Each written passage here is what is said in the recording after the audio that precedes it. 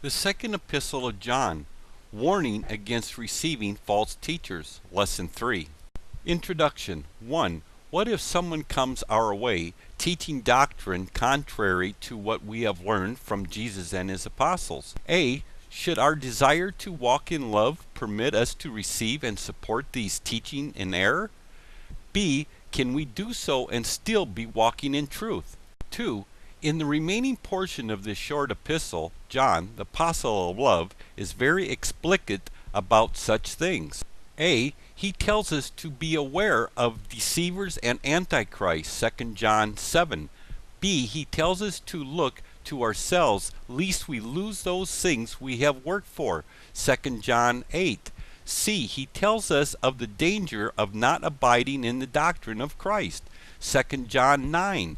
D. He tells us we cannot support teachers who fail to teach the doctrine of Christ without sharing in their evil deeds, 2 John 10 through 11. Beware of deceivers and antichrists. A. Jesus and his apostles have given us ample warning. 1. In his Sermon on the Mount, Matthew 7:15. 2. In his discourse on Mount Olive, Matthew 24 verse 11 and verses 23 through 25. 3. Paul in his farewell address to the Ephesian elders, Acts 20 verse 29 through 31. 4. Paul in his epistle to Timothy, 1 Timothy 4 verses 1 through 3. 5. Peter in his second epistle, 2 Peter 2 verses 1 through 3. B. Even in John's day they had begun to arrive. 1. Deceivers have gone out, denying that Jesus had come in the flesh, 2 John 7. 2. Many false prophets had gone out into the world, 1 John 4 verse 1. 3. Denying that Jesus Christ came in the flesh, they were antichrists, 1 John 4 verse 3, 2 John 7. With such ample warning and seeing that they had started to come even in John's day, we should not be surprised to see many such deceivers and antichrists today. Look at yourself. A. This admonition also stresses throughout the scriptures. 1. Several times in one occasion by Jesus, Mark 13 verses 5, verse 9, verse 23, verse 33. 2. By Paul in writing to the Corinthians, 2 Corinthians 13 verse 5. B. The need is there because the danger is real. 1. John was concerned that they not lost the things they worked for, 2 John 8. 2. The writer to the Hebrews was concerned that we not fall short of entering our heavenly rest, Hebrews 3 verse 12 through Hebrews 4 verse 1. With the real danger of falling short of our eternal reward, and with the ever-present deceivers who can make it happen, it is imperative that we fully understand the base upon which our relationship with the Father and the Son rest. Abide in the doctrine of Christ. A. The doctrine of Christ, objective or subjective genitive. 1. Is it the doctrine about Christ or the doctrine taught by Christ? 2. As pointed out in the expositor's Bible commentary, the question is of little importance, for John holds equal to both positions. A. It is fundamental to the faith to hold to the proper view about Christ, 2 John 7. B. It is fundamental to the faith to obey the commandments of Christ, 1 John 3 verse 24. 3. Thus, what John says here applies in either case. B. The need to abide in the doctrine of Christ. 1. Those who do not abide do not have God, 1 John 1 verse 6 and 1 John 2 verses 3 through 5. 2.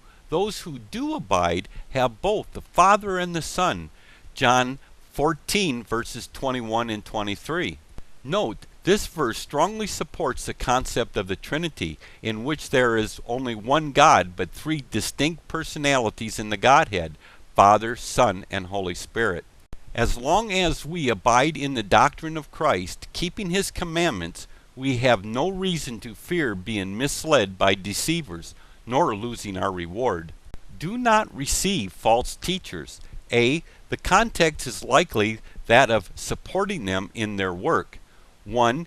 It was common for first century missionaries to depend upon the hospitality of the early church. Philemon 22. 2. In his third epistle, John commends Gaius for his support of hospitality. 3 John 5 through 7. B. To support them is to share in their evil deeds. 1. Supporting a teacher made one a fellow worker with him who taught. A. That could make one a fellow worker for the truth. 3 John 8. B. But if his teaching was contrary to the doctrine of Christ, supporting him would be to share in his evil deeds. 2 John 11. 2. Therefore the admonition to the elect lady not to receive or greet such false teachers. A. Not that we should never seek to study with those in error who may come our way. B. But not to receive those false teachers who seek only our acquiescences to their doctrine and our support to help them spread it. Conclusion. 1. With this warning against receiving false teachers, John's purpose in writing is fulfilled. 2. He then signs off with a brief farewell. A. Having so much more to write, but desires to speak in person. 2 John 12. 1. Why? That our joy may be full. 2. Despite the convenience of remote communication, writing letters, talking on the phone, sending email, nothing surpasses the joy of talking face to face. B. Sending greetings from the children of your elected sister. 2 John 13. 1. How one interprets the elect lady and her children in verse 1 determines one's understanding of verse 13. 2. Either members of another church or relatives of the elected lady and her children. 3. As we close our perusal of this epistle, I hope that we are left with a strong sense of need. A. To walk in the truth. B. To walk in love. C. To be very careful about those teachers to whom we give our support. How is our walk today? Are we walking according to the doctrine of Christ concerning truth and love? Remember the words of John. Whoever transgresses and does not abide in the doctrine of Christ does not have God. He who abides in the doctrine of Christ has both the Father and the Son. The second epistle of John, warning against receiving false teachers. Lesson 3, the end.